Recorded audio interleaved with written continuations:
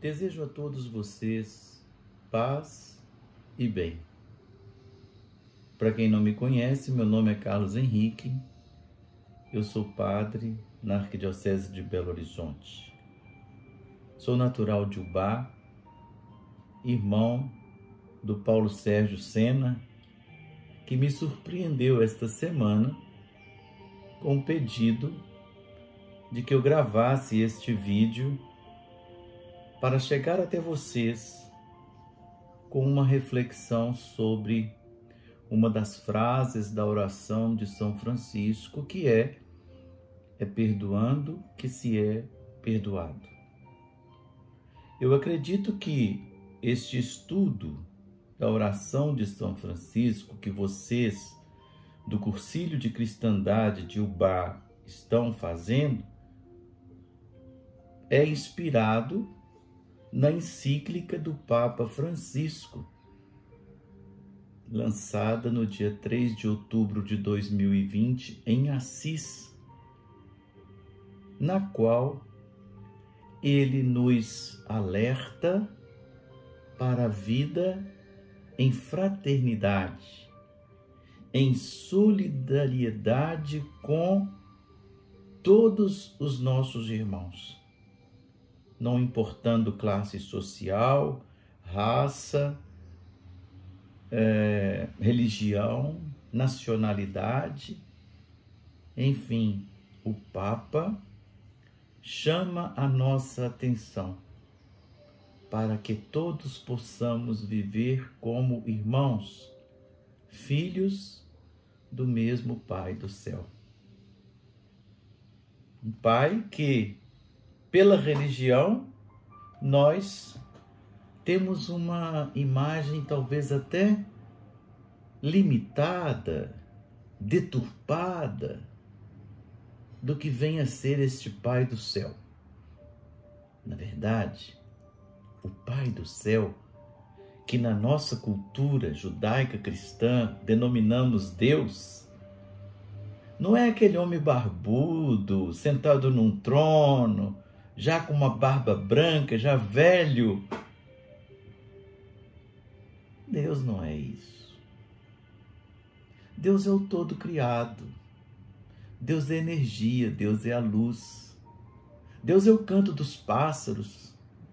Deus é o barulho de uma fonte cristalina que desce por entre as pedras formando uma cachoeira. Deus é a luz do sol que nos ilumina em cada amanhecer. Deus é o molhado da chuva que irriga a terra, que torna a terra fértil e que faz com que ela produza os frutos para a nossa sobrevivência. Deus é o ar que respiramos. Deus é a luz da estrela, porque Ele é fonte de toda luz. Deus é a luz da lua, que mesmo que refletida, por não ser um astro luminoso, ela nos fala daquilo que o nosso coração anseia.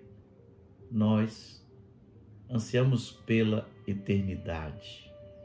Nós temos fome e sede de infinito.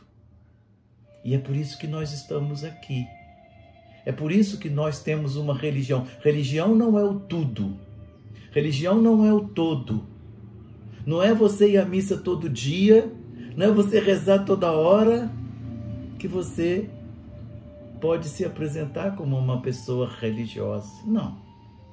A religião é um caminho. Mas quem vai trilhar e como vai ser trilhado vai depender do seu coração, da sua abertura para que esta graça do Criador presente em todas as criaturas possa se tornar realidade em você.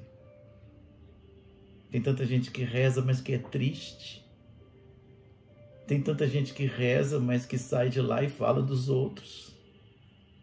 Tem tanta gente que reza, mas que não dá conta de sorrir. não dá conta de abrir-se em ação de graças pelo dom mais precioso que temos, que é a nossa vida.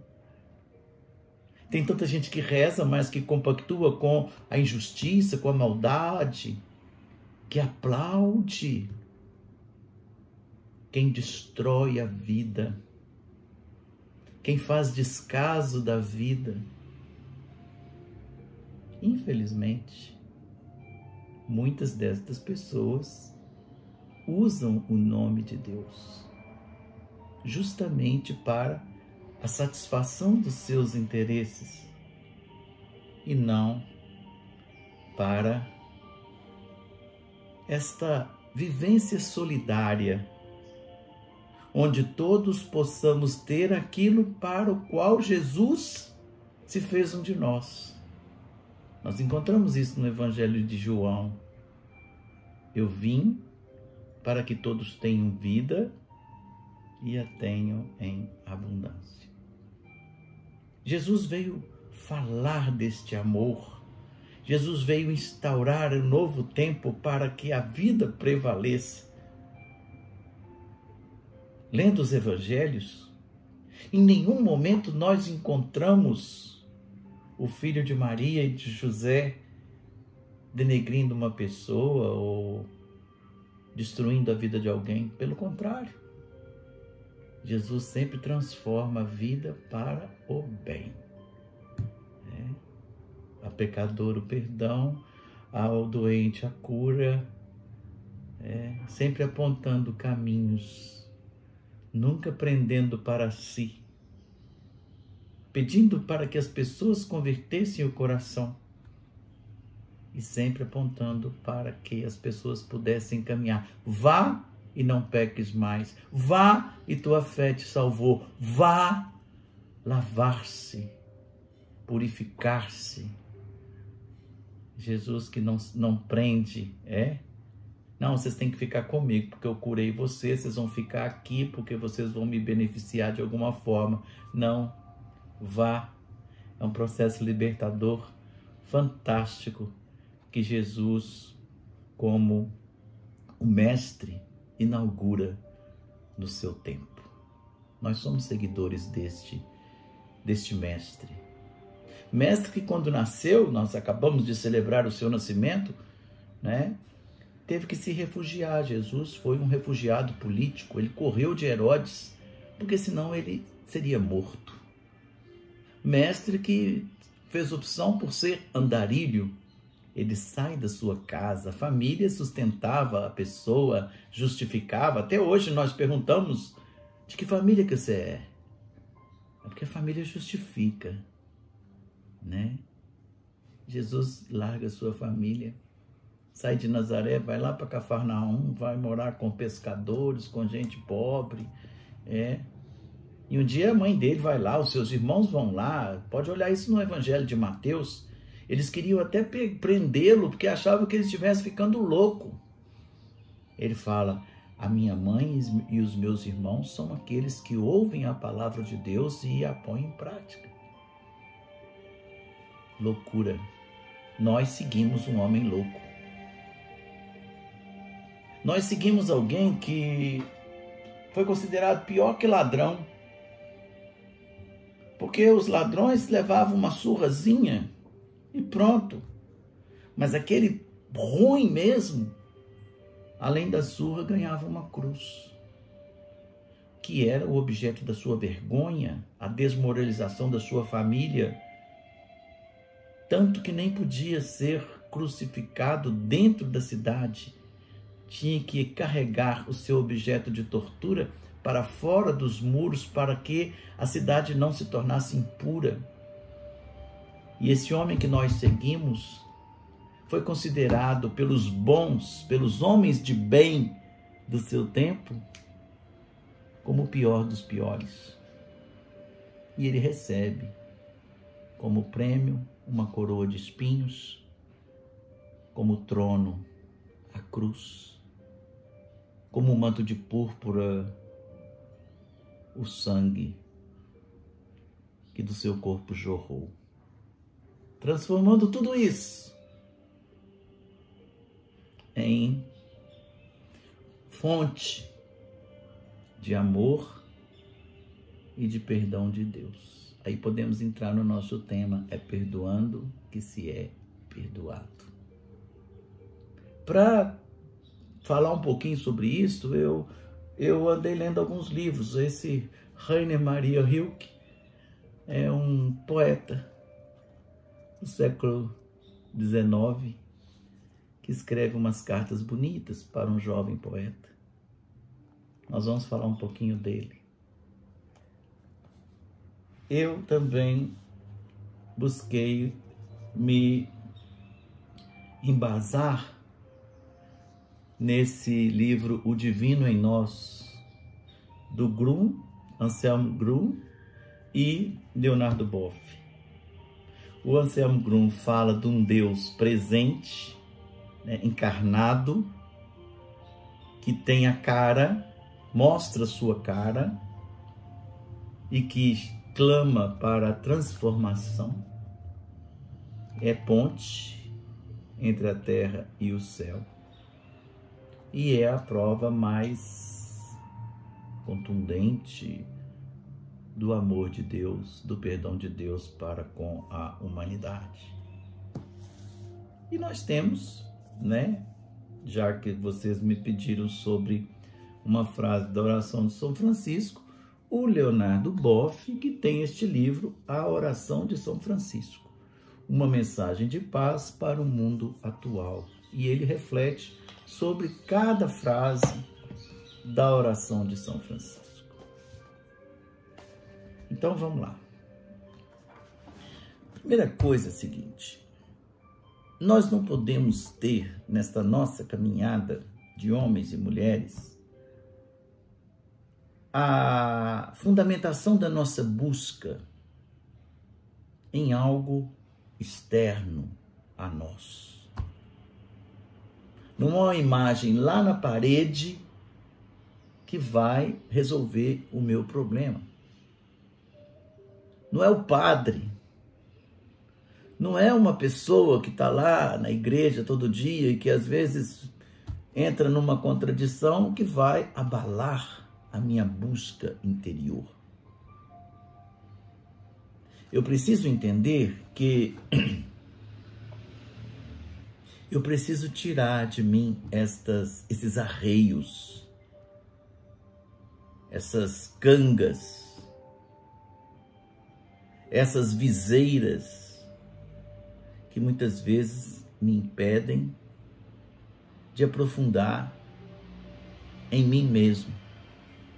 De vez em quando tem um barulho aí fora, gente, porque eu moro num lugar que passa ônibus na rua, viu? Então vocês não reparam não, porque esse horário costuma passar mais carros, porque ainda está cedo, o pessoal está indo para o trabalho e tudo. Então vamos voltar ao nosso assunto. Eu preciso ser alguém desprovida de disfarces. Eu preciso buscar a minha verdade absoluta.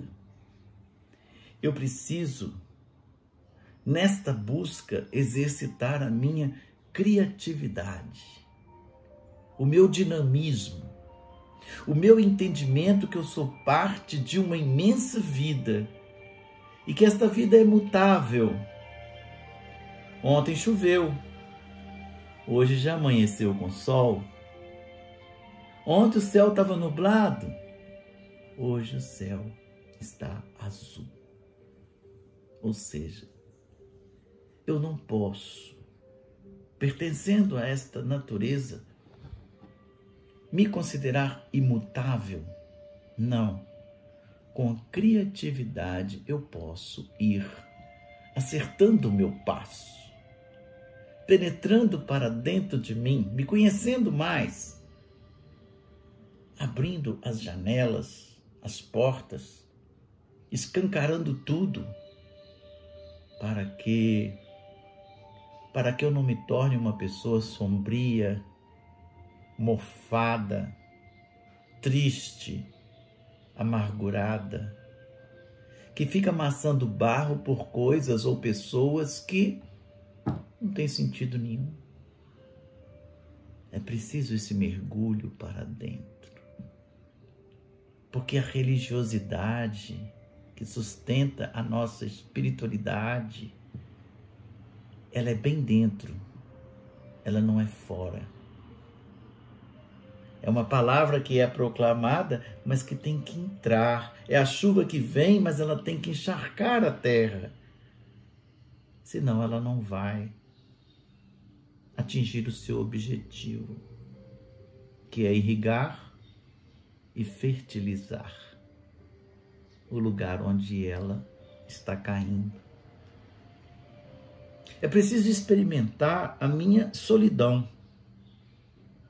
O ser humano é solitário. Você pode ter sua esposa, você pode ter 10 filhos, podem todos estar ao redor de sua cama, mas na hora da sua morte, quem morre é você. É importante experimentar a solidão.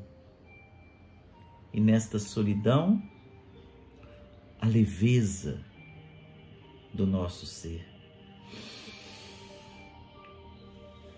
O respirar fundo, o exercitar essa penetração do Espírito Santo de Deus, que oxigena, que renova, que torna leve. Há a necessidade da entrega do ser. A entrega do ser.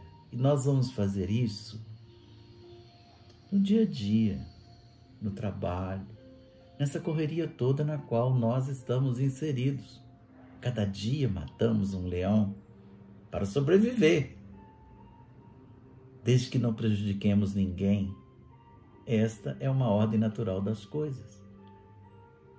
Mas é preciso a leveza, é preciso a consciência de si, é preciso o enfrentamento do medo, da insegurança, da limitação, da imperfeição. Mas não é um enfrentamento com raiva, porque tem que vencer. Não, muitas vezes nós precisamos nos render. Muitas vezes nós precisamos nos calar. Muitas vezes as pedras que gostamos de ter nas nossas mãos precisam ser dispensadas.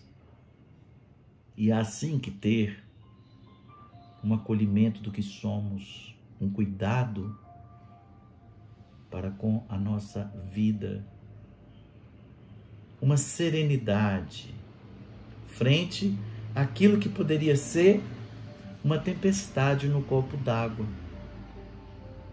Mas olhar com misericórdia. Lembra da frase de Jesus? Sede misericordiosos como o vosso Pai do céu é misericordioso. Pois é, essa misericórdia que é fruto do que há de mais íntimo em nós. Misericórdia para conosco. Misericórdia para com o que somos. Misericórdia para com toda essa limitação humana que é chamada a se realizar dentro de um tempo, que está presa na sua realidade, no seu chão. Existe uma lei da gravidade e, ao mesmo tempo, uma realidade cujo coração anseia pelo infinito. Há somente um caminho para o perdão. O caminho é o seu coração. E não adianta você falar que perdoou e que se perdoou. Falar, todo mundo tem falado demais. Olha o tanto de livro cheio de palavras. Palavras, palavras, palavras. Não é esse o pedido de Jesus, não é essa a vontade de Jesus. A vontade de Jesus é a conversão. O pedido dele é esse, no Evangelho de Marcos, que nós estamos ouvindo esse ano. Convertei-vos. Porque está próximo o reino de Deus. A conversão é mudança de postura, mudança de olhar. Mas para que isso aconteça, você precisa percorrer este caminho interior, enfrentando os medos, investigando aquilo que não te permite a plenitude da felicidade. Mas não é uma felicidade, como se diz, alcançada e que você vai ser feliz para sempre. Não. Maria Bethânia, ela declama uma poesia e ela fala num momento assim, felicidade nós encontramos em horinhas de descuido. Então a felicidade é isso, é parar para ver um pôr do sol, é parar para sentir a brisa que te envolve, que te enlaça, que te abraça. Felicidade é simplesmente sorrir do nada. Com certeza um dia você já sorriu do nada. Às vezes a gente está no trânsito, mas vem uma coisa tão gostosa dentro da gente que a gente sorri, sem saber do que. É a felicidade batendo a sua porta. Aproveite. Não pense que você está ficando doido. Acolha. Acolha o momento, acolha o sentimento. Esta essência humana é o modo de ser do Criador. Porque Ele nos fez humanos e nos fez a sua imagem e semelhança. E na nossa humanidade, a divindade dele se faz presente. Porque Jesus só foi humano, gente. Ele só foi humano. E humano assim, só podia ser divino, não é? Agora está passando um helicóptero. Deve ser polícia. Procurando alguém. E assim a gente vai levando, não é? Encontrar-se como parte do todo criado, entender isso, não sair fora disso. Algumas correntes religiosas nos falam que precisamos exercitar uma cura interior. Eu digo para você que essa cura interior é justamente esse libertar-se das amarras da vida que você permitiu que se tornassem realidade na medida em que você caminhava. Tem amarras profundas, tem sentimentos difíceis de ser resolvidos, tem traumas, tem desconsideração, descaso, desejos contidos no mais profundo do seu ser que você tem medo de expressá-los. Aliás, você tem muito medo do que as pessoas vão te dizer. Ninguém paga suas contas. Nós não temos que ter medo do que as pessoas vão dizer. O importante é o perdão. O perdão que queremos e precisamos ter para conosco mesmos. Neste mergulho, o perdão. Porque é perdoando-se que você vai dar conta de se sentir perdoado. E portando perdão, você dá conta de passar por cima de muita coisa que acontece na sua vida.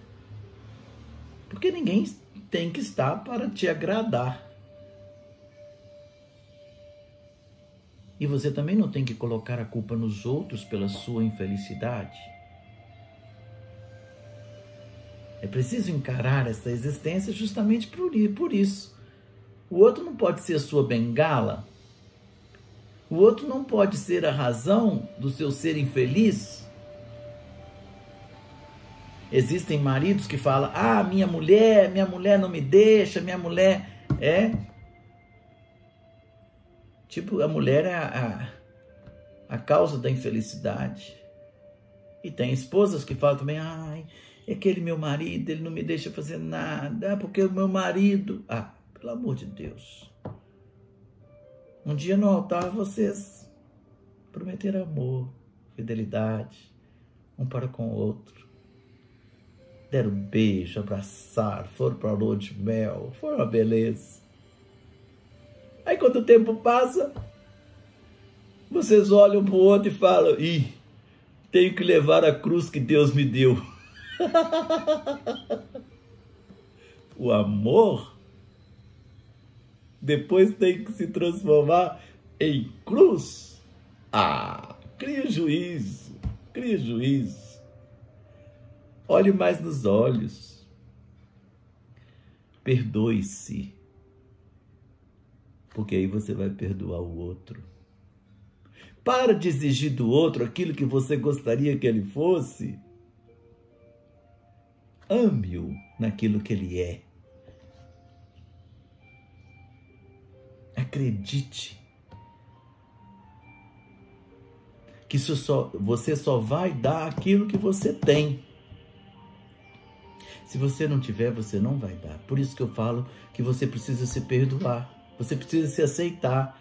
Você precisa rever a sua vida. Você precisa entender este ser de luz que manifesta em você. Quando Jesus viu aquela multidão lá na Galileia que vinha ao seu encontro, pessoas tristes, amarguradas, cansadas, os escravos, os coxos, os aleijados, os desconsiderados pela sociedade, milhares de pessoas vindo ao encontro dele, que ele olha aquele pessoal bem cabisbaixo, ele fala, vós sois o sal da terra, não perca seu sabor. Se perder o sabor, com que salgaremos? Vós sois a luz do mundo. Não se acende uma lâmpada e coloca debaixo da mesa. Nos coloca em cima, para que ela possa brilhar. Está vendo como que Jesus, ele provoca uma transformação? Eu gostaria de provocar essa transformação em vocês. Porque senão não está valendo nada eu ficar falando aqui. Eu gostaria que você pensasse um pouco na sua vida. Gostaria que você se reposicionasse. Aproveite esse início de ano. Mude alguma coisa. Comece a pensar se você é realmente o colo que acolhe ou se você é um colo que afasta as pessoas, afasta seus filhos. Porque a gente colhe aquilo que a gente planta. Nós somos livres para plantar. Nós não somos livres para colher. Se você é o colo que acolhe, se você dá carinho, se você é uma presença meiga, tranquila, claro que as pessoas vão ter prazer do seu lado. Agora,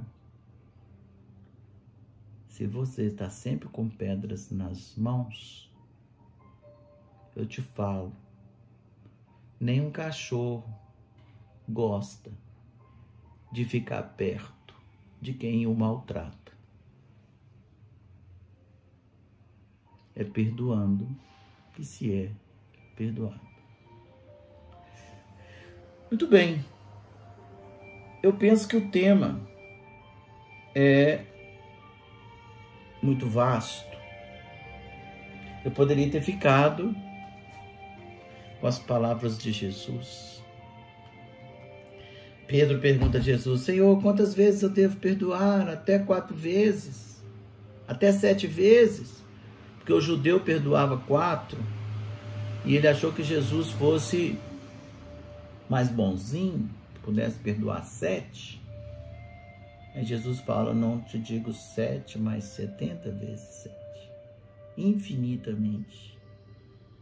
Mas um perdão que tem que brotar daqui de dentro para o outro. Agora, você pode perdoar, porque Deus perdoa. Agora, será que a pessoa quer ser perdoada? A palavra de Jesus é muito objetiva quando ele perdoa a pecadora. Vá e não peques mais. Vá e não peques mais. Conversão, a mudança. Mas e se eu não mudar? Deus me manda para o inferno? Deus me castiga? Deus não manda ninguém para o inferno. Deus não castiga ninguém. Aliás, ele enviou seu filho justamente para dizer que ele salva. O nome de Jesus significa Deus salva. Ele não te manda para o inferno, mas ele te deixa ir. Porque Deus é amor. E por amor, ele te obedece, ele te respeita, ele não se impõe, ele não te recrimina, ele te acolhe. Mas aí você fala: não, a minha vida foi uma vida infernal. Então Deus, ele te respeita. E aí você vai viver no inferno. E não vai ser uma missa de 7º dia, uma missa de corpo presente, que vai te levar para o céu. Não. Vão ser as suas ações cotidianas. Você vive o céu, você vai para o céu. Você faz da sua vida um inferno e inferniza a vida dos outros, para onde você está querendo ir? O amor de Deus te permite, porque o maior dom que Ele nos dá é a liberdade. Ele nos perdoa,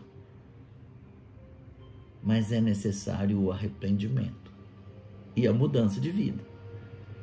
Porque se você ficar amassando barro num lugar só, o que vai adiantar? Essa vida na graça de Deus é uma vida que nos convida a estar sempre em sintonia com uma palavra que nos chama à conversão e que nos convida a lançar neste mistério, como Francisco de Assis, que simplesmente, humildemente,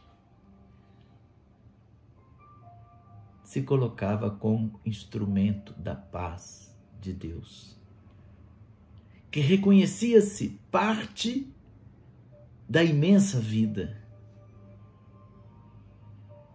e que louvava o Senhor. Laudate simi Signore con tutte le tue creature, specialmente mercé lo frater sole, lo quale, aí vai, canto das criaturas de São Francisco de Assis. Até a morte ele chama de irmã, porque ela é também criatura de Deus.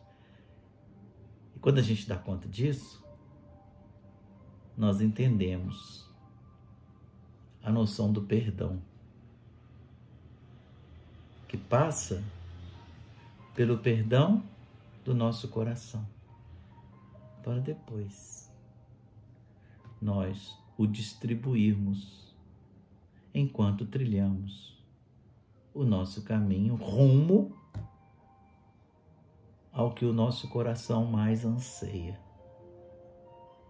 os braços do Eterno Pai, que com certeza abertos nos esperam misericordiosamente. Muito obrigado.